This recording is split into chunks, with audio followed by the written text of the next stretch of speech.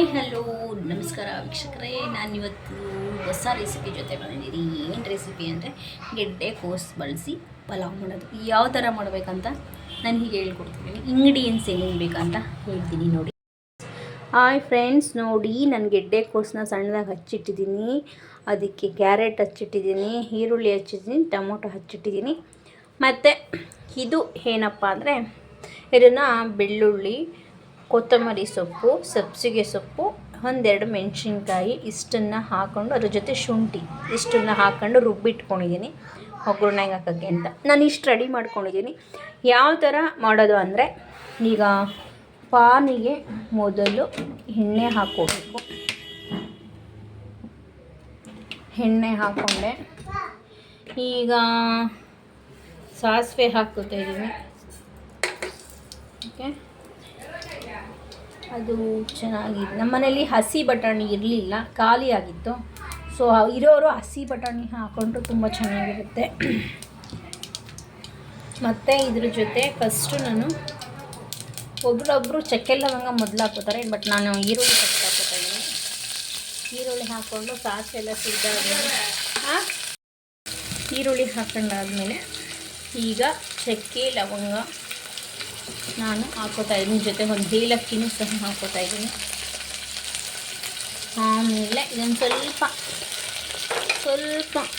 Brown colour ಬಂದ ತಕ್ಷಣ tomato ಹಾಕೋತಾ ಇದ್ದೀನಿ. ಟೊಮೊಟೊ ಹಾಕ್ಕೊಂಡು ಟೊಮೊಟೊ ಸ್ವಲ್ಪ ಫ್ರೈ ಆಗಬೇಕು.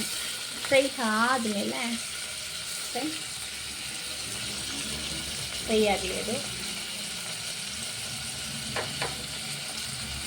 ಅದು ಚೆನ್ನಾಗಿ ಫ್ರೈ ಆಗ್ತಿದೆ. ನಾನೊಂದು ಸ್ವಲ್ಪ ಉಪ್ಪು ಹಾಕ್ಕೊತಾ ಇದ್ದೀನಿ. ಉಪ್ಪು ಈಗಲೇ ಏನಕ್ಕೆ ಹಾಕ್ತಾಯಿದ್ದೀನಿ ಅಂತಂದರೆ, ವೆಜಿಟೇಬಲ್ಸ್ ಇದೆಯಲ್ಲ ಅದಕ್ಕೆಲ್ಲ ಒಂದು ಸ್ವಲ್ಪ ಉಪ್ಪಿಡೀಲಿ ತರಕಾರಿಗೆ ಅಂತ ಹೇಳಿಬಿಟ್ಟು, ಅದು ಗೆಡ್ಡೆ ಕೋಸು ಬೇಗ ಬೇಯಲ್ಲ, ಅದಕ್ಕೆ ಉಪ್ಪು ಹಾಕಿದ್ರೆ ಬೇಗ ಬೇಯುತ್ತೆ. ಅದು ಚೆನ್ನಾಗಿ ರೋಸ್ಟಾಗಿ ಬೇಯ್ತಾ ಇದೆ. ಇವಾಗ ನಾನು ರುಬ್ಬಿಟ್ಕೊಂಡಿದ್ದೀನಲ್ಲ ಇದನ್ನು ಹಾಕ್ತಾಯಿದ್ದೀನಿ, ಇದ್ರ ಜೊತೆ ಸೇರಿಸ್ತಾಯಿದ್ದೀನಿ. ಸೇರಿಸ್ಕೊಂಡು ಅದು ಚೆನ್ನಾಗಿ ಮಿಕ್ಸ್ ಮಾಡ್ತಾಯಿದ್ದೀನಿ. ಮಿಕ್ಸಿಂಗ್ ಆಗಿ ಜೊತೆ ಆಮೇಲೆ ಒಂದು ಸ್ವಲ್ಪ ಮಸಾಲ ಹಾಕಬೇಕು.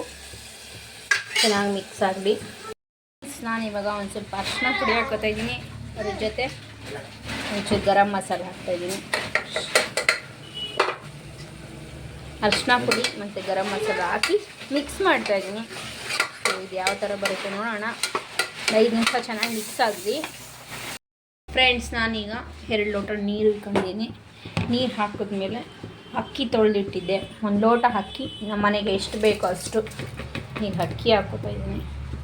ಈಗ ಅಕ್ಕಿ ಹಾಕಾಯಿತು. ಕುಕ್ಕರ್ ಬಾಯಿ ಹಾಕಬೇಕು.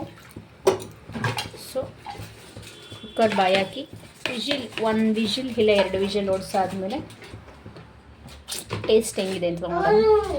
ನೋಡಿ ಫ್ರೆಂಡ್ಸ್, ಚೆನ್ನಾಗಿ ಬಂದಿದೆ ಪಲಾವು, ಸೂಪರಾಗಿದೆ. ನೀವು ಒಂದ್ಸಲ ಮನೆಗೆ ಟ್ರೈ ಮಾಡಿ.